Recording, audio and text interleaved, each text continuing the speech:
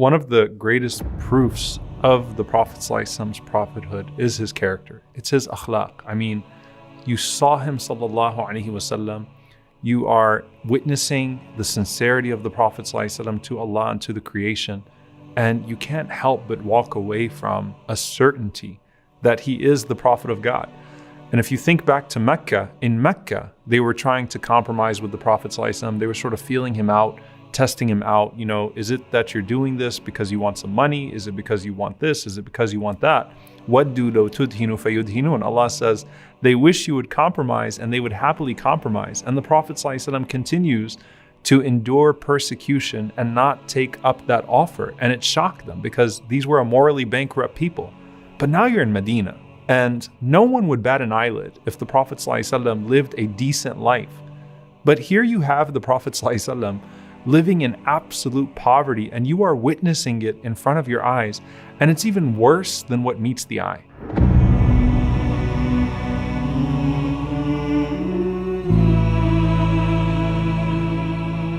The Prophet ﷺ could have been probably one of the richest people in history. He may have been the richest man in history if he just snapped his finger sallallahu alaihi wasallam to Abdurrahman ibn Auf radiallahu anhu, or Uthman radiallahu anhu, or Talha radiallahu anhu. He could have had all the palaces that he wanted. And again, people would have felt like he deserves this sallallahu alaihi wasallam. He is our leader. We adore him. We want him to live in this way. But the Prophet ﷺ instead chooses to live this extremely humble life. And because of how giving and caring he was, sallallahu alaihi wasallam, it was easy to miss just how hungry the Prophet ﷺ was and how much poverty he was actually in, sallallahu alaihi wasallam. For one, Anas ibn Malik radiallahu anhu says the Prophet ﷺ never had food for the next day. Not once did the Prophet ﷺ have food stored for the next day. So every day, the Prophet ﷺ was just getting by. And the only person that recognized him one night was actually Abu Bakr as-Siddiq radiallahu ta'ala anhu. The Prophet sallallahu alaihi wasallam goes out in the middle of the night and he runs into Abu Bakr radiallahu ta'ala anhu. And as they bump into each other, there's a realization that they're both out looking for food. And you think to yourself, how is it that the most beloved man in our society is hungry and nobody noticed the signs that the Prophet ﷺ is driven out of his home at night to get a few bites to eat so that he can survive, sallallahu alaihi wasallam.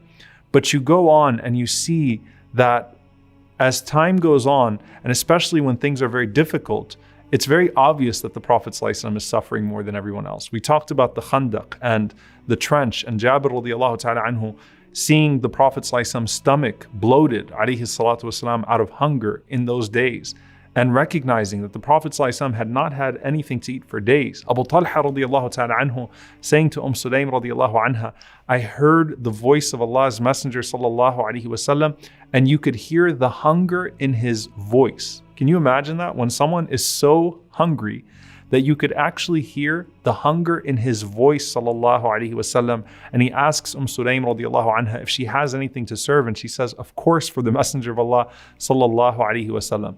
And Anas radiallahu ta'ala anhu says that sometimes the Prophet ﷺ would reflect on this hunger and how it was.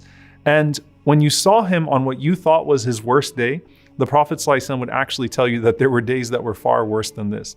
And he said the Prophet ﷺ once said that I experienced 30 nights and days that were the hardest nights and days of my life, where Bilal radiallahu anhu and I were together, and we did not have a single thing that was suitable for a living creature to eat, except for the little that was hidden under the armpit of Bilal radiallahu ta'ala anhu. SubhanAllah, I mean, can you imagine that? 30 nights, the Prophet ﷺ with Bilal radiallahu ta'ala anhu, and they had nothing suitable for a living creature to eat. And they would just take the crumbs of whatever they could find, and they would eat whatever they could find, sallallahu alaihi wasallam wa radiyallahu ta'ala anhu. And that's why you have this famous incident of Omar radiyallahu ta'ala anhu entering upon the Messenger of Allah sallallahu alaihi wasallam and seeing his situation, and it's shocking Omar radiyallahu ta'ala anhu.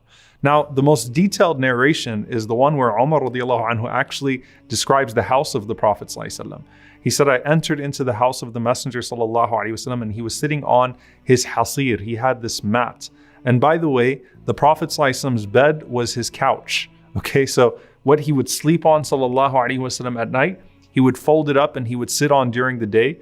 and you would come and you would sit next to him on that, and the Prophet ﷺ would put a cushion between you and him, and that was his furniture sallallahu alaihi wasallam. So Umar radiallahu anhu said, I walked into his house and I sat down and I saw the Prophet ﷺ laying down on his mat, and he had nothing that was between him and the mat except for his waist strap sallallahu alaihi wasallam. And there was nothing else to protect him from that hasir. And because it was made of branches, when the Prophet ﷺ rises up, I saw the marks on his body. We're not even talking about a comfortable mattress here. We're talking about the marks of the branches on his body.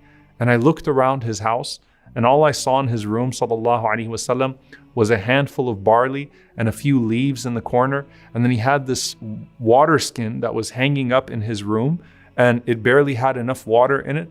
And Umar radiallahu ta'ala anhu said, I couldn't hold myself. I started to weep. And the Prophet ﷺ says, Ma yubkik ibn al-Khattab? Why are you weeping, O Ibn al-Khattab? And he said, Ya Rasulullah, how can I not weep? That mat has put marks on your body, and this is all that you've accumulated, and I can't see anything other than these few things, while Kisra and Caesar live amongst gardens and rivers, and you are the Prophet of Allah, you're the chosen one, you're the beloved one, you are so much more deserving of these things, and this is all that you have? And what does the Prophet ﷺ say? أَلَا تَرْضَى يَا عُمَرْ أَنَّ لَهُمُ الدُّنْيَا وَلَنَا الْآخِرَةِ?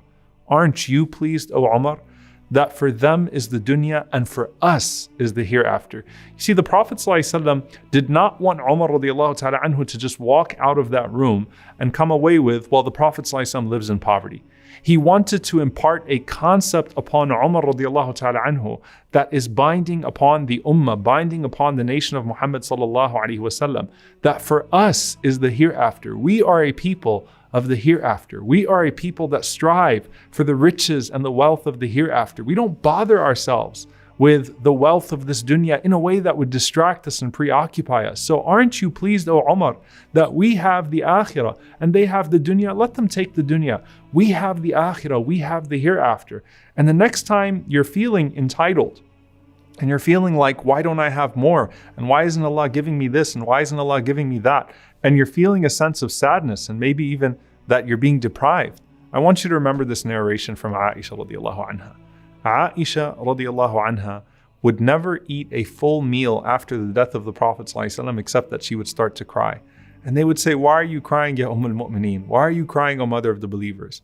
And she said, ما أشبع على طعام إلا وأنا أبكي لأني أذكر حال التي فارق عليها صلى الله عليه وسلم الدنيا. I don't eat any food except that I start to cry because I remember the way that the Prophet ﷺ left this dunya. She said, Wallahi ma shabi'a min khubzin wa lahmin marratayni fi yawm. I swear by Allah that he never got to eat to his fill ﷺ of bread or meat twice in a day. He never had 2 meals in a day ﷺ.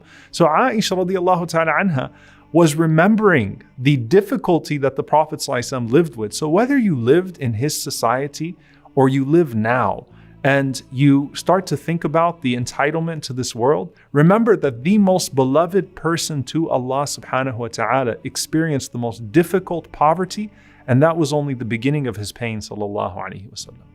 صلوا عليه صلوا عليه صلى الله عليه وسلم